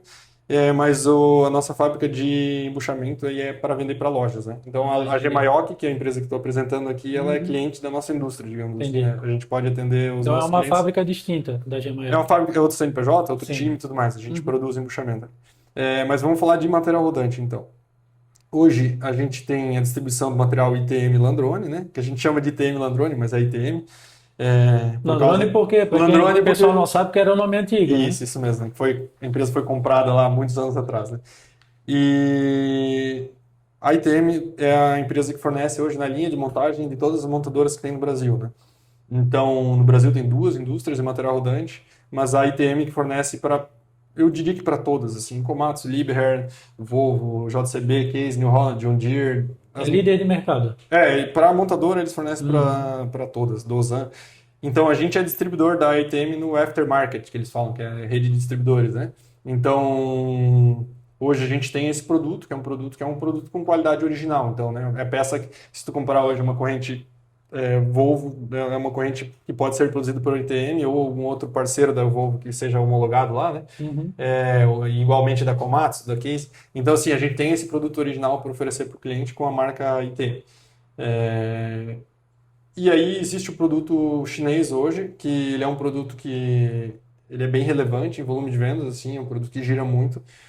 E é um produto que não incomoda, mas teve um histórico passado assim de muito problema. E hoje o produto chinês, de modo geral, ele vai dar problema. É, se a empresa fizer um trabalho ruim de desenvolvimento de fornecedor, né? Mas isso Sim. aí a gente já dominou, assim, né? A gente já tem Uhum. 15 anos, 16 anos importando, então a gente já... Então, se o cara ir lá te comprar um produto chinês, ele não tem mais que se preocupar com a qualidade. Tu já tem uma qualidade Então, legal. hoje a gente tenta sempre cuidar na hora de vender, no Uhum. sentido de assim, entender um pouco da aplicação, né? Porque, por exemplo, você pega hoje um rolete de escavadeira de 20 toneladas. A principal diferença do rolete TM, ou um rolete original, para um rolete importado, está no dimensional. O chinês, ele é um mercado muito competitivo na China. O chinês ele tira medida do material para deixar o produto mais leve e mais competitivo. Então, Entendi. você pega hoje um rolete de máquina de 20 toneladas da ITM, o original, ele vai ter 160 milímetros de diâmetro de carcaça. Ou seja, ele tem mais material, Mais mais material. área para desgastar, ele vai durar mais Exatamente, vai também. durar mais. Um rolete chinês, aí tem chinês que faz com 152 milímetros de diâmetro, outro com 155, outro com 150, até 146, eu já vi. Então, Uhum. assim, tu pega um rolete que original ele é de 36 quilos, já vi de 29 quilos. A gente não A gente traz esse tá material, né? falando de 7 quilos de ferro, né? É, Para é isso. desgaste, né? É muita coisa, né, Muita cara? coisa. Num rolete, né? É muita coisa. O É. rolete original, quando tiver velho na hora de jogar fora, ele é mais pesado do que esse rolete chinês novo, né? Sim. Uhum. Então, assim, é um negócio que daí passa dos limites do bom senso, né? Sim. Mas a gente traz um produto que ele não incomoda e que ele tem um preço competitivo, assim, né? Uhum. E daí a gente tenta ter aquele cuidado na hora de fazer o atendimento do cliente para ele entender qual que é o objetivo dele com isso, né? Sim. Porque, por exemplo, você vai pegar uma aplicação mais severa, ou uma máquina que roda muito, ou uma máquina que trabalha em pedreira, por exemplo, pô, tenta botar material Bota um da material melhor, ITM, que vai ter uma né? garantia mais longa e que tem Até. mais qualidade, né? Uhum. Com certeza, hoje, você trabalhando com material da ITM, você vai ter mais vida útil, isso aí é indiscutível. Aí é mais uma escolha da realidade das empresas, né? Por exemplo, e também do contexto. Digamos que você está com uma esteira com 80% de desgaste. Tuas correntes ou esteira, que é a mesma coisa. Uhum. Só que teus roletes explodiram, foi tudo pro pau. Aí, digamos que naquele item lá, o rolete TM esteja o dobro do preço do rolete chinês, por exemplo. Cara, nesse caso, eu recomendaria para o cliente botar um rolete chinês. Por quê? Porque ele vai destruir o rolete novo botando na esteira velha. Então, ou ele antecipa a troca da esteira, e daí Sim. ele tá Jogando dinheiro jogando fora. dinheiro fora, digamos assim, né? Daí beleza, daí ele pode escolher, bota corrente e roletes ITM ou corrente e roletes importados. Uhum. Agora ele fala, não, eu tô sem dinheiro, sem fluxo de caixa, mas eu preciso botar minha máquina para ficar operacional. Cara, bota um joguinho de rolete importado, não se incomoda, tá tudo Vai certo. rodar igual e vai resolver o problema do cara. Exatamente. Ou outra situação, o Só que ele cara tem que estar ciente que a qualidade não é não é a igual, mesma e né? não é igual, Exatamente. né? Mas é um produto que hoje, assim, a incidência de garantia é muito pequena, assim. E tem situações que a gente tenta entender a necessidade do cliente. Esses dias veio um cliente Uhum. para mim, tava com D51 e ele pediu para fazer troca de pin bucha da esteira. Sim. Daí, esse tipo de máquina, assim, quando você vai trocar pin bucha, o D51 tem esteira lubrificada. Quando você vai trocar o pin bucha, você vai ter que botar pin bucha seco.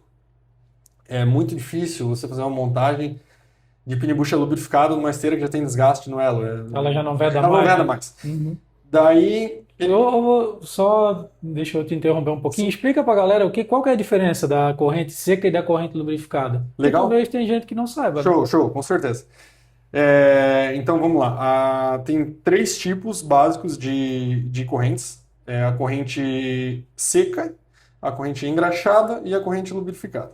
Aí existe um quarto tipo aí que é a corrente de bucha rotativa.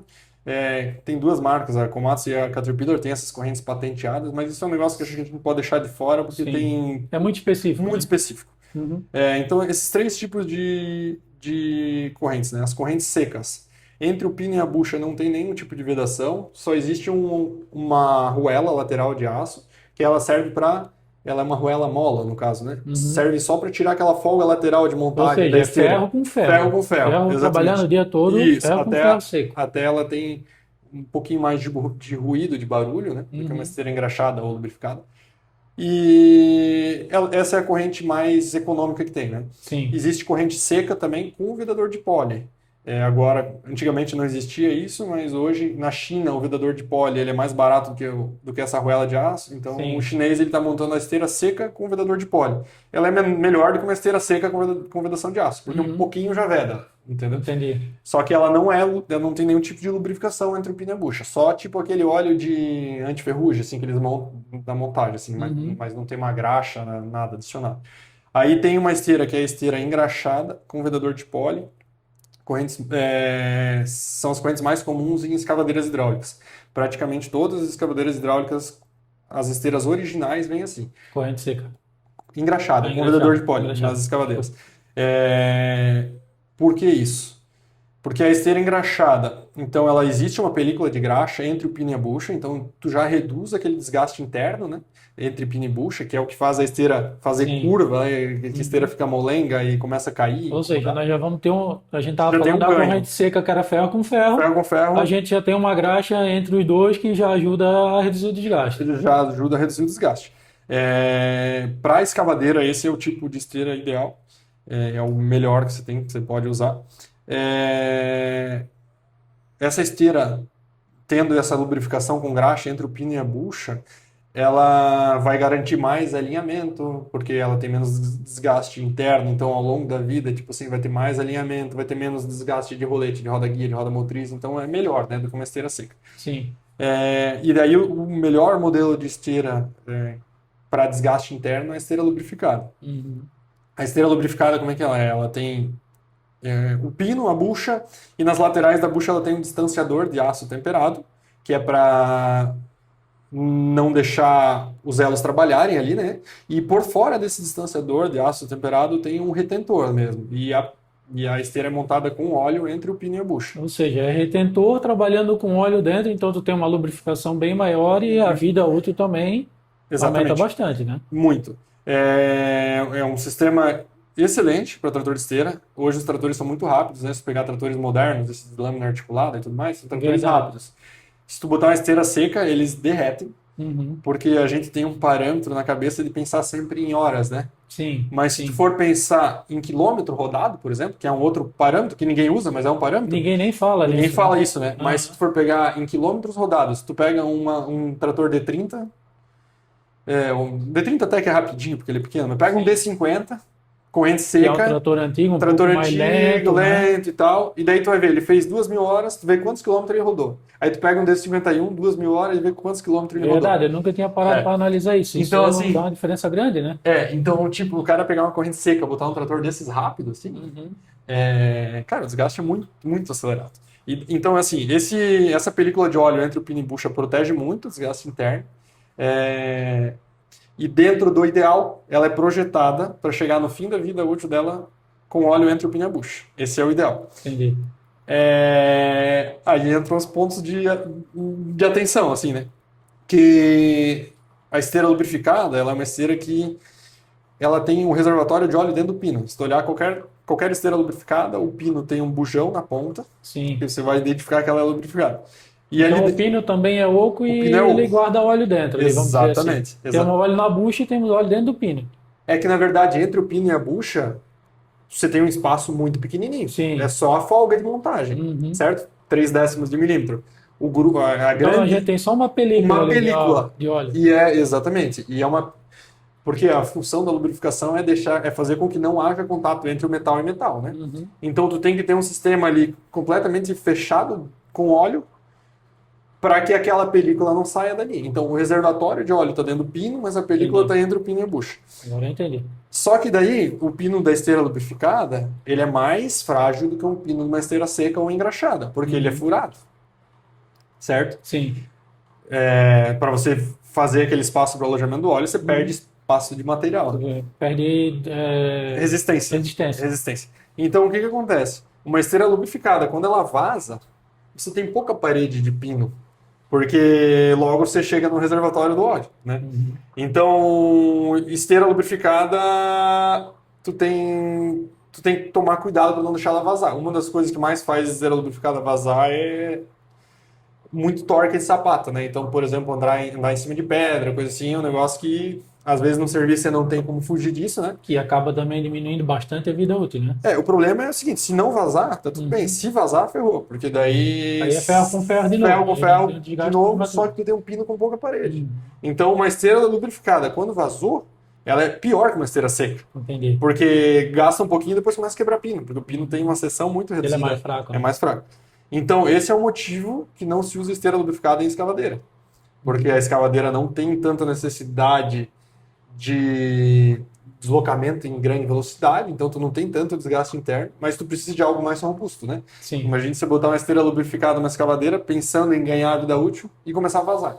Aí você tem um problema grande na mão, né? Aí acaba também prejudicando, né? Aproveitando uma dica extra, então, já que estamos falando de esteira lubrificada, é muito comum a gente ver isso e a gente, quando vende, a gente alerta. É muito comum o pessoal, na hora que bota a esteira lubrificada nova, não ter o cuidado que deveria com a sapata mão amiga, a sapata da emenda ali, né? Sim. Porque a corrente seca ou engraxada, para você fazer a emenda dela, é com um pino prensado ou batido, né? Sim. E a esteira lubrificada, se você fosse bater um pino, tu não conseguiria lubrificá-lo, né? Então a emenda é feita pelo elo. O elo é cortado em chanfro ali e tal, bota um elo sobre o outro e fecha pela sapata da emenda. Ele é encaixado, né? Ele encaixa um no outro e é parafusado com o parafuso da sapata mesmo. Parafuso da sapata mesmo, isso mesmo. Uhum. Só que o que acontece? É uma peça mecânica, um macho e uma fêmea colocado, existe um assentamento ali entre uma peça e a outra. Então, a sapata da mão amiga é importantíssimo que seja feito o reaperto dela, conferência de aperto, assim, o ideal, assim, por um mês, mais ou menos, o operador, todo dia, ele vai lá dar uma conferidinha. Ou seja, o cara foi ali, trocou esteira, botou uma esteira lubrificada, botou para trabalhar, vai ali e dá uma conferida. Não é aumentar o torque, não é cada dia dar mais torque, senão vai quebrar o parafuso. Mas checar se não soltou, porque o que acontece? A esteira mão amiga, ela tem tem dois tipos, tem uma que é tipo um V, assim, que encaixa com ela no outro, tem outra que é tipo um serrilhadinho, assim, que encaixa como se fossem uns dentinhos. Os dentinhos. Né? Na hora que trabalha com o parafuso solto, toda a carga vai pro parafuso. Em vez da carga ficar no serrilhadinho ali e tal, ela escapa para o parafuso. Tu imagine, toda a tração da máquina está sendo transferida através daquele parafuso. Vai quebrar, não tem jeito. E pior é que às vezes não consegue tirar. E daí é um problema grande, porque você pega uma corrente ali, vamos dizer, pega uma corrente de 51, sei lá, 18 mil. Aí tá com 20 horas, a corrente quebrou o parafuso dentro. Aí tu vai lá, tenta tirar o parafuso dentro e não conseguiu.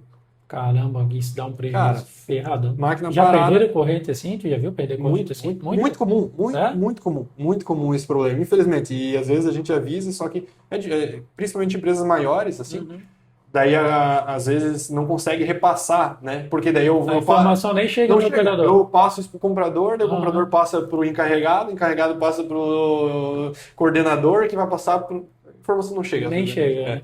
Quando é dono de máquina, normalmente tem a pele em jogo ali que já faz o cara ficar mais cuidadoso com isso. Gustavo, qual que é o erro mais comum assim na manutenção, na parte de rodante, que custa caro no final da conta? Tá, legal a pergunta. Antigamente, quando o material rodante era muito caro, tinha que tomar muito cuidado para não errar, né? Porque, por exemplo, se você perdesse uma girada de pino bucha, tu perdia muito dinheiro, né? Sim. Hoje isso já... Explica o pessoal o que é girar o pino bucha. Legal. A galera nova não sabe o que é. E também nem precisa quase saber, porque não tem, não tem tanto ganho. Mas antigamente, se tu perdesse uma girada de pino bucha, perdia muito dinheiro. Hoje, já não é mais tão relevante, né?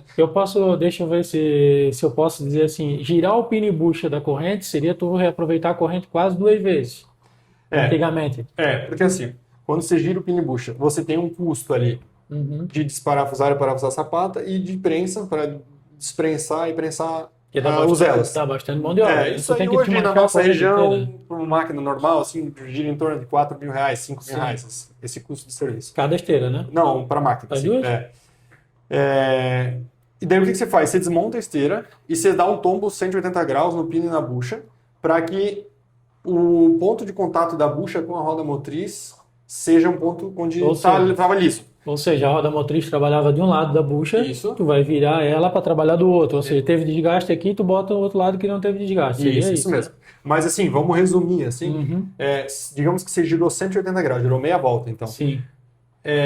A bucha resolveu 100% do problema de desgaste externo com contato com a roda motriz, mas o desgaste interno que tinha entre pino e bucha, que faz a esteira fazer curva e cair e tudo mais, esse desgaste continua. Até às vezes a pessoa tem a sensação que tirou o desgaste, porque na hora que tu desmonta e monta, tu coloca as arruelinhas de calça novo. Ela dá uma firmada. Daí ela dá uma firmadinha, mas a arruela de calça nova numa corrente com pino e bucha gasto, isso aí dura uma semana, né? Então, quando você tem vantagem de fazer o giro de pino e bucha em esteira lubrificada, porque daí você tem desgaste, se ela não vazou, você tem desgaste interno zero, porque a esteira é projetada para chegar até o fim da vida útil dela com lubrificação, né? Então, se você fizer um giro de pino e bucha, muitas vezes você consegue fazer mais uns 40% de vida útil, assim, numa esteira lubrificada, né? Isso aí, o legal é que além de você aumentar a vida útil da esteira, você aumenta a vida útil de todo o conjunto, né? Sim. Porque... Isso a gente está falando mais de trator de terceira, trator terceiro. Mini escavadeira hoje já não vale mais a pena o giro, né? Não. O que, no caso de mini escavadeira, talvez, se o cara tiver uma máquina muito diferente, eu diria para ele ter cuidado para não debulhar o material sem saber se ele vai conseguir comprar depois. Entendi. Né? Por exemplo, roda-guia. Ainda está tendo tipo de mini escavadeira, que são muitas hoje, né? Sim. Tá tendo máquinas que tu não tá conseguindo adaptar nenhum material? Não, se não consegue adaptar, não. Né? Isso aí adaptar consegue. Corda, com solda e tornos, faz e tudo. Né? Então a solução tem, mas o cara pode perder antes do previsto. Né? Porque, por exemplo, assim, tu pega hoje uma mini escavadeira mais popular, aí uma Bobcat E32, uma PC70, uma Hyundai R80. Essas roda-guia hoje é tudo 1.000 e pouquinho cada uma, 1.000 beiradinho. Se a tua roda-guia vazou, não vale mais a pena tu parar, desmontar ela para trocar a vedação e tal. Então, até assim, porque quando vaza ela já come por dentro, e normalmente já, né? Mas tipo assim, tu pega uma máquina que é rara, que não tem a roda-guia, vale uma atenção a mais de tipo ficar atento para ver se vazou a roda-guia. No dia que vazou, já para e troca a vedação e revisa ela. Se precisar trocar a bucha, por exemplo. Por quê? Tu vai ter um trabalhozinho ali de 2 dias de máquina parada e tal, não sei o quê. Só que tu não precisa fazer nenhuma adaptação e tal. E tu troca o retentor da roda-guia, ela vai trabalhar mais, o outro tanto, né? E economiza bastante também, né? O ponto é que daí tu não vai precisar fazer adaptação, né? Agora tu pega tipo uma dessas máquinas populares que eu falei, que a roda-guia hoje é baratinho, se na hora que ela vazou, tu trocar, ou se tu quiser trabalhar um mês com ela, com folga, deixar-se acabar, o que a gente diz de ponto de alerta, assim, que não pode atrapalhar a operação, né? Não vai deixar uma roda-guia lá que tá caindo tua esteira, né? Sim, daí tu vai estragar os facões ali, onde segura a esteira no lugar, o protetor de rolete, tu vai... Ou seja, já não é mais só a roda, tu já tá aumentando o teu problema. Tu pode quebrar a tua esteira por relaxo aí, né? Sim. E eu diria assim, que o ponto de maior atenção hoje, eu acho que muito da tua audiência deve ser mini escavadeira, pessoal, né? Eu acho que um ponto de muita atenção hoje, de limite, de desgaste, assim, para não vacilar, é quando o pessoal trabalha com a esteira trepando na roda motriz, dando soco e dando tranco ali. Às vezes, isso vem daquele anseio do cara de tipo assim, não, eu vou levar até o limite, porque daí eu usei bem o produto. Só que aí você pega hoje uma esteira de mini, vamos dizer que tá de 3 mil a 5 mil, depende da máquina, tipo, cada lado. Um motor de tração custa 10 mil, 8 mil, depende. A máquina, tem máquina que não tem.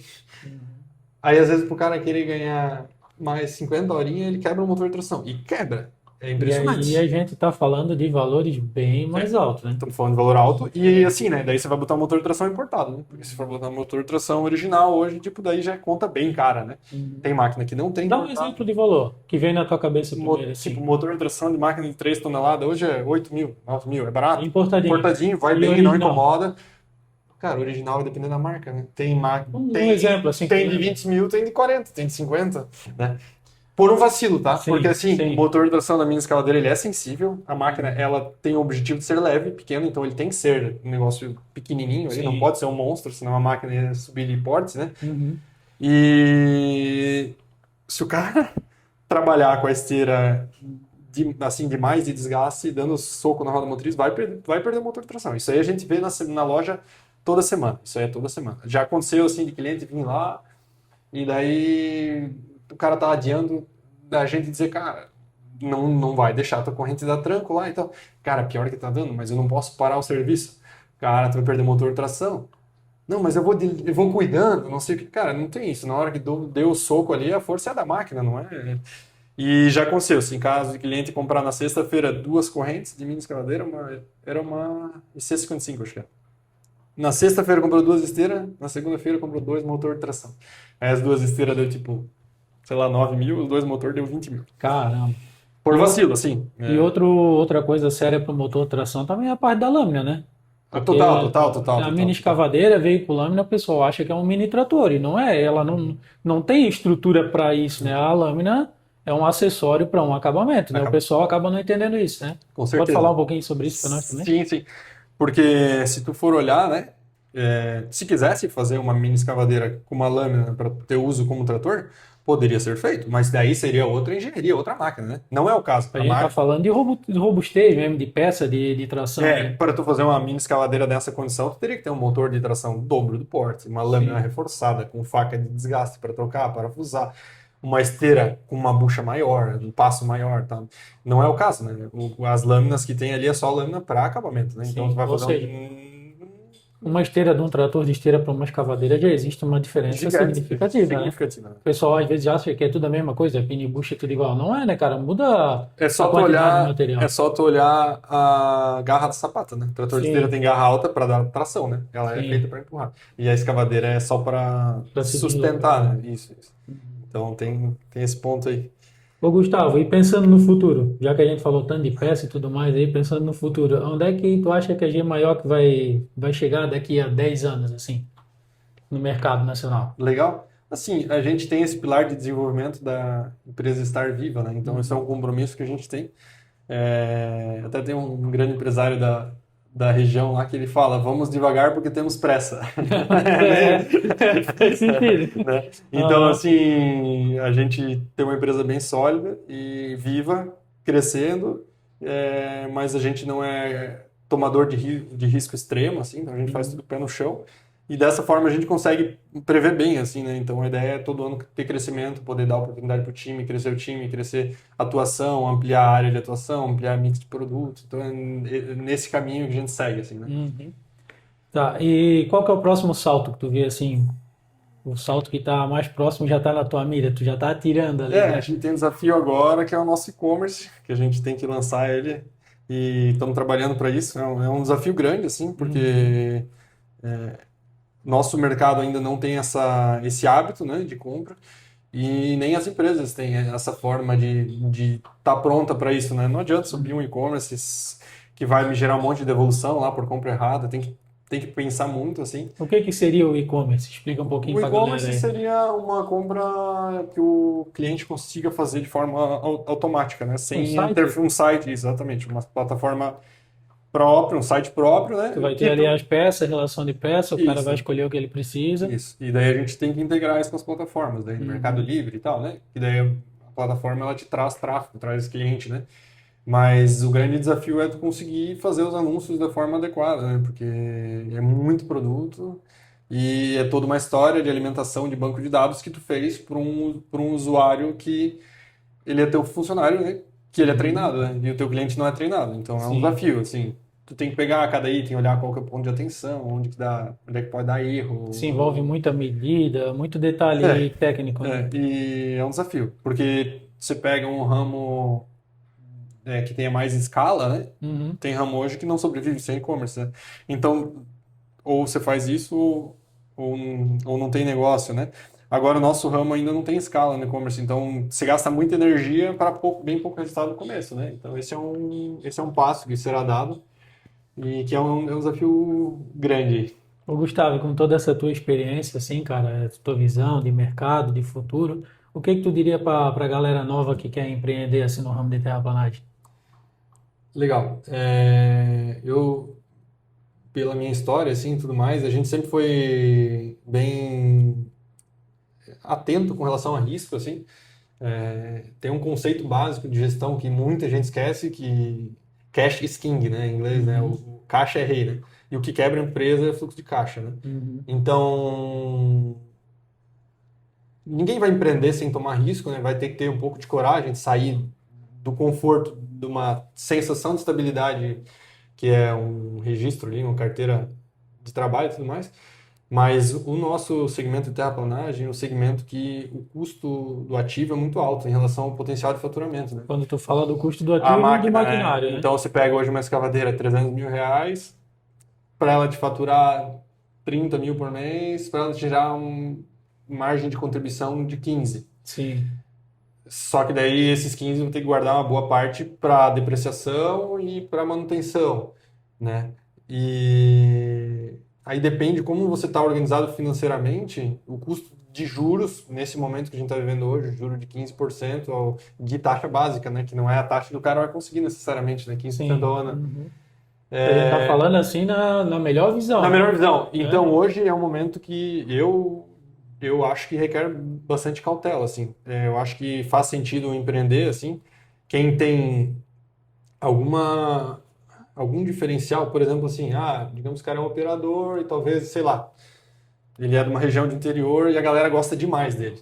Aí Uhum. chega um cliente lá e fala assim, cara, você pode comprar a máquina que eu te garanto serviço por 6 meses, por exemplo, e é um cara que você tenha uma extrema confiança.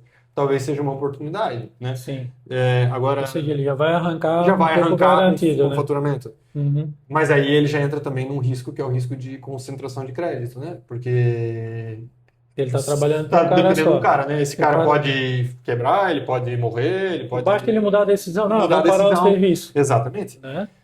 Então, eu acho que essa questão de fazer a conta, assim, é um negócio importante para ver se vai ter fluxo de caixa, porque eu já vi, tá? Já vi amigo meu abrir empresa, o cara, tipo, tinha um bom... Hoje o operador, ele tá sendo bem valorizado porque tá faltando operador bom, né? Então Sim. é um bom salário, um bom...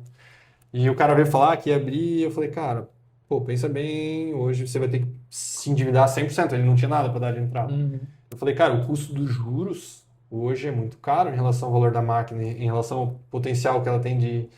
E aí ele foi, e ele estava indo bem, e até que ele concentrou o faturamento numa empresa e a empresa não pagou ele. 2 meses. Por causa de 2 meses de fluxo de caixa, ele teve que fechar e fechou com dívida.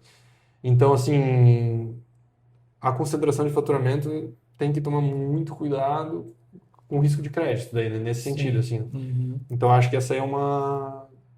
Acho que essa é uma dica, assim. E quando tu fala de operador bom, o cara é bom, tá tendo falta no mercado, tu fala que ele é bom por habilidade ou tu acha que envolve também mentalidade da pessoa? Olha, assim, a gente não tem tanto vínculo, assim, com essa parte assim, a gente fala com o operador no balcão lá, e troca Sim. ideia e tal, né? Mas eu acho que hoje, certamente, a mentalidade é um negócio bem importante. Ou Por seja, exemplo, assim, relacionamento interpessoal, capacidade de se relacionar. Tu vai fazer um serviço para um agricultor, ele chega lá e fala, cara, eu quero fazer a lagoa, mas eu quero que tu comece pelo lado de cá. Daí o operador, digamos que ele é bom tecnicamente, ele diz, cara, mas vai ser melhor começar pelo lado de cá, eu vou ganhar as 4 horas de trabalho. Cara, eu quero que tu faça pelo lado de lá. e acontece? Acontece, né? Uhum. Um cara teimoso é capaz dele pegar, fazer do jeito dele, perder o cliente, o patrão vai ficar bravo porque o cliente vai, né? Tipo assim, então nesse sentido ali a mentalidade vai ajudar, né? A capacidade de relacionamento e tudo mais, né? Mas eu acho que o maior valor do operador hoje está na capacidade técnica dele, assim, inicialmente, né? Porque de modo geral o operador tem pouco vínculo com o cliente, né? Ele vai lá, passa o dia inteiro trabalhando na máquina e quase não conversa com ninguém e tal, né? Isso quando ele é operador funcionário, né? Mas tem o operador que é o dono também, então Não, daí aí ele ele vai precisa ter ter que, muitas habilidades, né? né? Porque hoje, tipo, não adianta nada ser um baita operador se tu não saber se relacionar, né? Fazer negócio. Ou seja, já não é mais só operação, o cara também Exatamente. tem que ter um preparo, né? Tem que saber do funcionamento da máquina, dessa essa parte das peças, tem que entender um pouco disso também. Ele vira um empresário, né? Por mais que uma empresa, às vezes, de uma pessoa só, mas ele vira um empresário, A né? gente fala do operador É. no geral, o cara imagina que é o cara que é CLT, mas não, tem muito operador que é dono do seu próprio negócio Sim, hoje, sim, assim sim. como esse teu amigo que tu comentou, Sim, né? sim, sim. Infelizmente. E é ruim, porque depois. O problema é o seguinte, né? Digamos que o cara nessa brincadeira ele movimentou aí tal, tal, tal, tal. Digamos que ele movimentou 500 mil reais. Entre que Sim, ele investiu na máquina, em faturamento. Vamos dizer que ele fechou o negócio, vendeu tudo que sobrou e tal, mas ele ficou com uma dívida de 50 mil.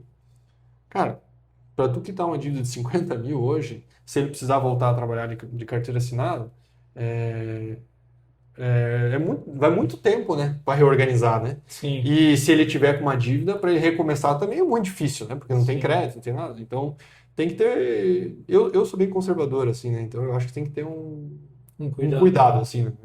Que legal. Ô Gustavo, falando sobre a G Maior de novo, a tua gestão à frente dessa empresa agora, né? Uhum. Se o teu vô pudesse ver essa empresa hoje, o que que tu acha que ele ia te dizer? Legal, legal, legal. Eu não tive a oportunidade de conviver com ele, assim, né? Mas meu avô era um cara visionário, empreendedor, né? Ele investiu em vários negócios, assim, né? Ele teve posto, tocou o negócio ali e tal. E até minha avó tinha loja na época, uma lojinha na cidade, assim, comércio. Ele era um cara bem visionário, né? Saiu da roça para mudar de vida da família, assim, né? Eu acho que teria orgulho, sim, da história que a gente está construindo e tocando. Sempre, nossa empresa tem bons valores, sempre com respeito, assim. Eu tô lá, esse ano faz 18 anos, eu nunca precisei desrespeitar ninguém, falar alto, brigar, reinar. A gente não gosta disso. Se a gente tem alguma situação, assim, de, tipo, até no time, assim, tem alguém que é mais bocudo, que quer xingar, a gente já tenta, tipo, cara, vem pro nosso Tem que dar uma jeito aqui e tal, manobradinha não é a já, nossa né? forma de trabalhar. Uhum. Então, assim, eu acho que teria orgulho de ver a trajetória da empresa, o crescimento da empresa, gerando valor para a família, para os acionistas, digamos assim, né, que os donos, Uhum. nossa família, né, mas para a sociedade, para as pessoas que lá trabalham. Uma coisa que dá muita satisfação hoje para mim, assim, como líder, é gerar oportunidades, assim, tipo, já teve casais lá dentro que começaram a namorar lá e casaram. Para mim, isso é uma satisfação gigante, assim, poder gerar oportunidade e ver assim, pô, quando vai um funcionário lá e diz, cara, consegui fazer um financiamento de uma casa. Isso é um negócio que dá uma satisfação gigante, assim, né? E são quantas famílias lá dentro hoje, assim? A gente tem hoje a Gemaioc, que é a empresa que eu apresentei aqui, né? Uhum. Daí a gente tem a nossa indústria de pinos e buchas, que vende para lojas como a Gemaioc, né? Uhum. Maioc Indústria. E a gente tem uma loja agrícola, que fica anexo ali, no outro galpãozinho do lado. E daí atende tratores de pneu e tratores agrícolas mais regional ali, assim, né? Sim. Daí isso a gente é mais loja, assim, não tão um comportamento de distribuidor, assim. E no total são 50 pessoas aí, mais ou menos, que a gente tem lá. Uhum. Pessoal, por hoje é isso aí. Apresentação do Gustavo.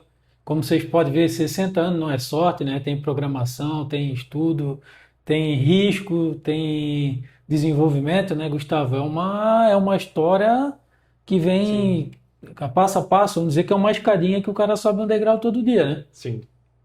Isso aí. Jobson, obrigado pelo convite. Eu sou um grande espectador de podcast, assim, escuto muito podcast e eu acho que é uma forma de a gente evoluir como ser humano. Até a gente estava conversando no almoço, assim, né?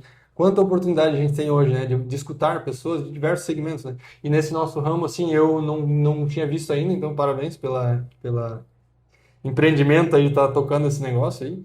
Eu acho bem legal, vai agregar com certeza. E as pessoas do nosso ramo, assim, normalmente elas não são muito do livro e tudo mais, né? Tipo, eu nunca fui muito de me aculturar com leitura e tal. Sim. E esse formato de podcast é um formato que ele fecha muito com o nosso ramo, assim. Seria um bom hábito, por exemplo, para um operador, ele escutar teu podcast, digamos assim, você vai se organizar ainda, certo, de frequência e tudo mais, não sei se vai ter uma vez por semana, ou como é que vai ser, mas é um bom hábito para o cara ter de, tipo assim, pode até trabalhar e ouvir em segundo plano aí, deixa rodando, vai ouvindo e tal. Sempre tem algo a aprender, né? Eu gosto muito de escutar, assim, conversar e acho que a gente sempre tem a aprender. Então, Se um gestor de empresa está falando o cara tem que escutar, tem que se desenvolver, tem que aprender, né? Por que que o cara da operação também não pode, né? Procurar esse conhecimento até para melhorar na operação, para sim, evoluir como pessoa, para ter um salário melhor daqui a pouco, para ele ter a própria empresa dele, né? sim. Eu acho que começa tudo por aí, na verdade, né, Gustavo? Sim, sim. É uma. é uma, como diz, não tem uma grande tacada, né? É uma tacadinha por dia, né? É uma Então, sinuca? É uma bolinha de cada vez. eu tenho, graças a Deus, uma família linda, mas são 21 anos de relacionamento, comecei a namorar cedinho, sempre na tocadinha, tô trabalhando há 18 anos com o mesmo compromisso e tudo mais, né? Eu acho que, assim, esse é um caminho legal também, de constância, né? Constância, isso é importante, né? Vale mais do que a velocidade, né? Não adianta sair dando um tiro louco aí e depois não conseguir sustentar isso tudo, né? Então, equilibrar os pratos aí dos tripés, família, trabalho, saúde e tudo mais. Tem muita gente no nosso ramo também, que é um ramo bem exaustivo, que Uhum. eu vejo adoecer assim por estresse, burnout, essas E coisas assim. acontece, né? Acontece, porque é um ramo que exige muito. Então, assim, a pessoa tem que ter uma autovigilância, né? De estar cuidando com o nível de estresse O e cara tal. também tem que se preparar para isso também, né? Porque o ramo, ele, tipo, ele pede, né? Tem É. muito dono de empresa de terraplanagem. A gente sabe que é difícil, mas, tipo, você pode acordar às 4 da manhã e dormir às 11 da noite Uhum. por um tempo. Mas, cara, se tu fizer isso 10 anos, em algum momento vai fartar. Tu vai Sim, ter um... sim. Então, eu acho que essa vigilância tem que ter também, né? Então, Jobson, obrigado, cara. por hoje é isso aí. Eu queria agradecer o Gustavo, né? Cara, Show. foi um prazer te receber Realmente. aqui. É o nome da G Maior aqui com nós e Obrigado. sucesso para sempre.